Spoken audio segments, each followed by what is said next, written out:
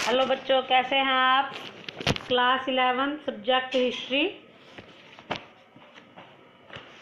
Chapter हम पढ़ रहे हैं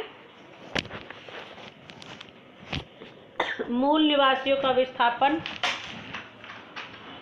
आपको जितने भी ये प्रश्न दिए गए हैं ये आपको याद करने हैं। जैसे साम्राज्यवाद से आप क्या समझते हैं।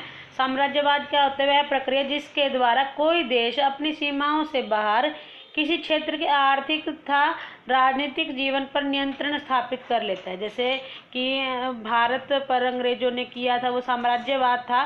तो औपनिवेशिक शोषण ही होता था हमारे देश में। तो इसके उदय में सहायक जो जो परिस्थितियां होती हैं ये है कि जैसे कच्चे माल की प्राप्ति, भारी मात्रा में तैयार माल की खपत, ये सब जो है इसकी परिस्थितियां होती हैं। जो बढ़ावा देने वाले देश हैं वो कौन कौन से? ब्रिटेन, फ्रांस, ये सब है। उपनिवेशीकरण भी एक तरह से यही होता है। को प्रेरित करने वाले मुख्य कारक कौन सा था, तो उन विशेषताओं के विषय में बताना है। एक जो प्रेरित करने वाला मुख्य कारक था वो मुनाफा था। जैसे दक्षिण एशिया के व्यापारिक कंपनियों ने अपनी राजनीतिक सत्ता स्थापित की। उन्होंने स्थानीय शासकों को हराकर अपने साम्राज्य का विस्तार किया।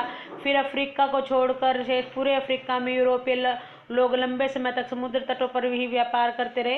इस प्रकार कुछ और क्वेश्चन भी है जो आपको याद करने हैं। उत्तरी अमेरिका महाद्वीप के विस्तार, भूमध्य तथा संसाधनों का संक्षिप्त वर्णन।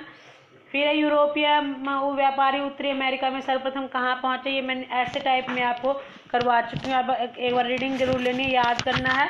उत्तरी अमेरिका के मूल निवासी यूरोपीय लोगों के व्यवहार को देखकर दुखी क्यों होते थे, ये जैसे कि इसमें बताया गया कि यूरोपीय लोगों के साथ जिन चीज़ों का आदान प्रदान करते थे वे उन्हें मैत्री उपहार से मिले थे। दूसरी अमीरी का सपना देखने वाले यूरोपीय लोगों के लिए मछली, रोएदार खाल मुनाफा कमाने के लिए बेची जाने वाली वस्तुएं थी। इन बेची जाने वाली वस्तुओं के मूल्य इनकी पूर्ति के आधार पर हर साल बदलते रहते थे। मूल निवासी इस बात को समझ नहीं पाते थे कि उन्हें सुदूर यूरोप में बाजार का जरा भी बोध नहीं था। उनके लिए तो यह सब कोरी पहेली था। इस प्रकार से ये जो है व्यवहार को देखकर दुखी होते थे।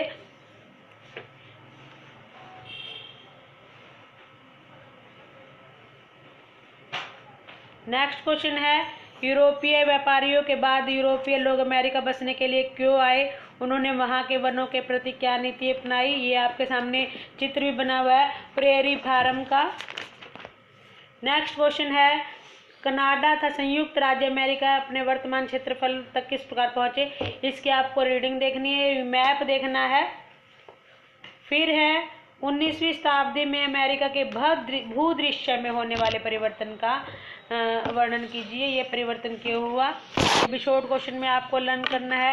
आपको यहाँ तक लर्न करना है बच्चों। जरूर याद करें, घर पे बैठकर पढ़ाई जरूर करें। बाकी का लेसन हम कल करेंगे। धन्यवाद बच्चों।